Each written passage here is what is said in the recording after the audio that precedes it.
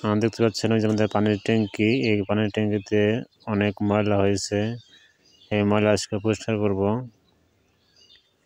উঠতেছি উপরের দিকে মই দিয়ে।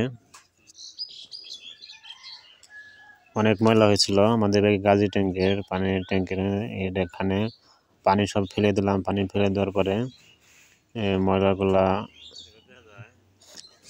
গুঁড়া সাবান দিয়ে পরিষ্কার করতেছি ঘষে ঘষে, দেখি যতটুকু পরিষ্কার করা যায়। অনেক ময়লা হয়েছে, পানি একদম কালো হয়ে গেছে,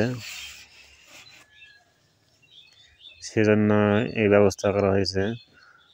অনেক দিন ধরে পরিষ্কার করা হয় না।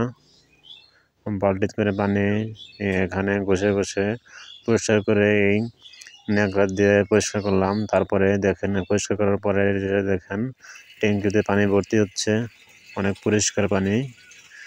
এই পানি এখন খাওয়া যাবে, গোসল করা যাবে, যে কোনো কাজের জন্য ব্যবহার করা যাবে। আপনারা নিজেরা এইভাবে ট্যাঙ্কি পরিষ্কার করতে পারবেন নিজেরাই।